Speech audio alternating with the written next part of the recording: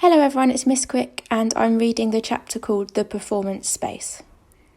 Charlotte basically didn't stop talking as we headed down to the second floor. She was describing the play they had put on last year, which was Oliver. She played Oliver even though she's a girl. As she said this, she pushed open the double doors to a huge auditorium. At the other end of the room was a stage. Charlotte started skipping toward the stage. Julian ran after her and then turned around halfway down the aisle. "Come on," he said loudly, waving for me to follow him, which I did.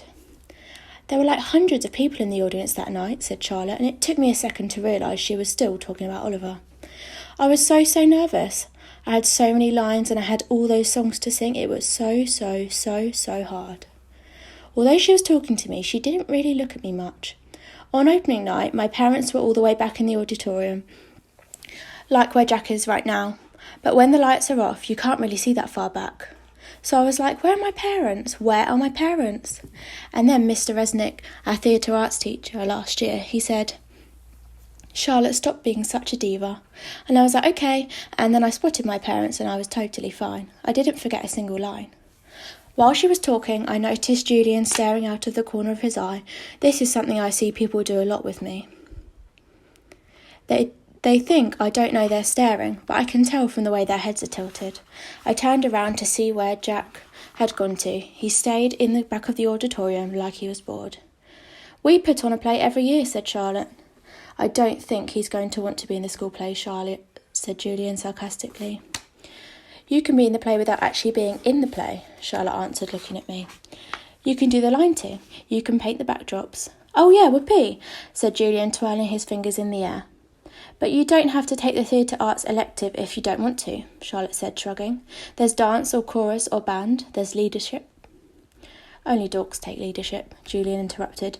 "Julian, you're being so obnoxious," said Charlotte, which made Julian laugh. "I'm taking the science elective," I said. "Cool," said Charlotte. Julian looked directly at me. "The science elective is supposedly the hardest elective of all," he said. "No offence, but if you've never, ever been in a school before, why do you think you're suddenly going to be smart enough to take the science elective? I mean, have you ever even studied science before? Like real science, not like the kind you do in kits." "Yeah," I nodded. "He was homeschooled, Julian," said Charlotte. "So teachers came to his house?" asked Julian, looking puzzled. "No, his mother taught him," answered Charlotte. "Is she a teacher?" Julian said. "Is your mother a teacher?" Charlotte asked me. "No," I said. She's not a real teacher," said Julian, as if that proved his point. "That's what I mean. How can someone who's not a real teacher actually teach science?" "I'm sure you'll do fine," said Charlotte, looking at me. "Let's just go to the library now," Jack called out, sounding really bored. "Why's your hair so long?" Julian said to me. He sounded like he was annoyed. I didn't know what to say, so I just shrugged. "Can I ask you a question?" he said. I shrugged again. Didn't he just ask me a question? "What's the deal with your face? I mean, were you in a fire or something?" "Julian, that's so rude," said Charlotte. "I'm not being rude," said Julian. "I'm just asking a question. Mr. Tushman said we could ask questions if we wanted to." "Not rude questions like that," said Charlotte. "Besides, he was born like that. That's what Mr. Tushman said. You just weren't listening." "I was so listening," said Julian. "I just thought maybe he was in a fire too." "Geez, Julian," said Jack, "just shut up." "You shut up," Julian yelled. "Come on, August," said Jack. "Let's just go to the library already." I walked toward Jack and followed him out of the auditorium. He held the double doors open for me, and as I passed by, he looked at me right in the face, kind of daring me to look back at him, which I did. Then I actually smiled. I don't know, sometimes when I have the feeling like I'm almost crying, I can turn it into an almost laughing feeling. And that must have been the feeling I was having then, because I smiled, almost like I was going to giggle. The thing is, because of the way my face is, people who don't know me very well don't always get that I'm smiling. My mouth doesn't go up at the corners the way other people's mouths do. It just goes straight across my face. But somehow Jack Will got that I had smiled at him, and he smiled back. "Julian's a jerk," he whispered before Julian and Charlotte reached us. "But dude, you're going to have to talk." He said this seriously, like he was trying to help me. I nodded as Julian and Charlotte caught up to us. We were all quiet for a second, all of us just kind of nodding, looking at the floor. Then I looked up at Julian. "The words supposedly, by the way," I said.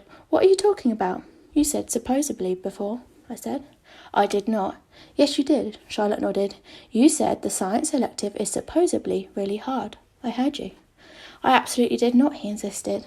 Whatever, said Jack, let's just go. Yeah, let's just go, Charlotte agreed, following Jack down the stairs to the next floor. I started to follow her, but Julian cut right in front of me, which actually made me stumble backward. Oops, sorry about that, said Julian. But I could tell from the way he looked at me, he wasn't really sorry at all. The next chapter, the deal. Mum and Mr. Tushman were walking back when we got to the office.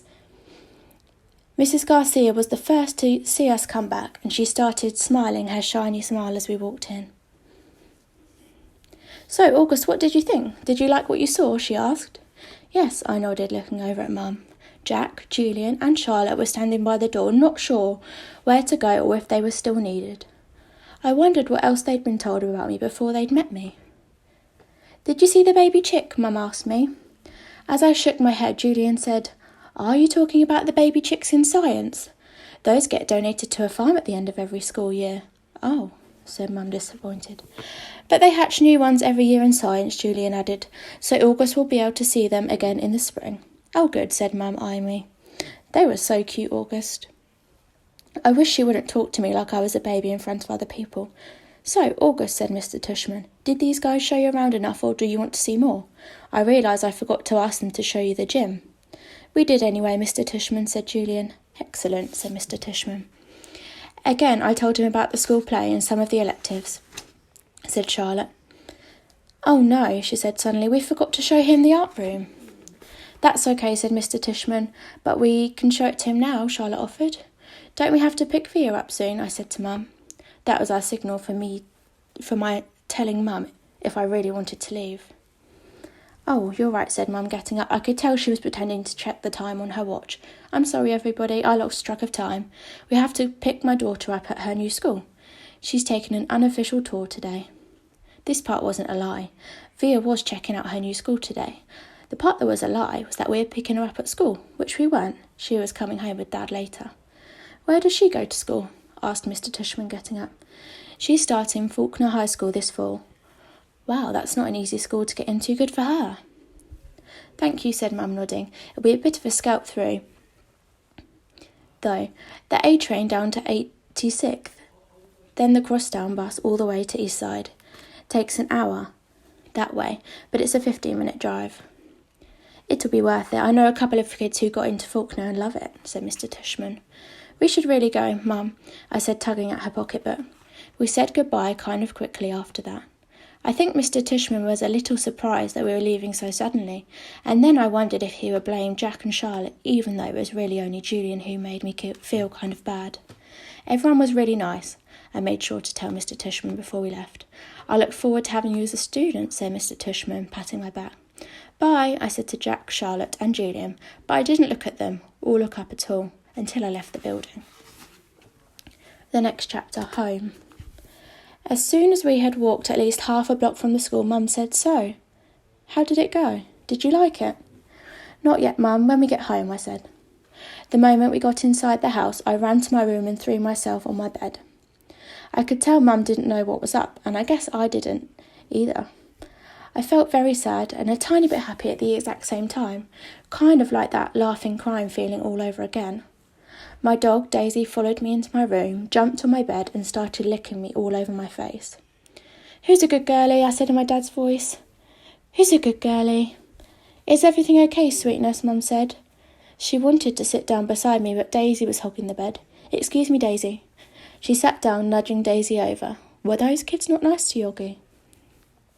Oh no, I said, only half lying. They were okay. But they were nice?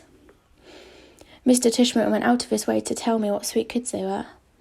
Uh-huh, I nodded, but I kept looking at Daisy, kissing her on the nose and rubbing her ear until her back leg did that little flea scratch shake.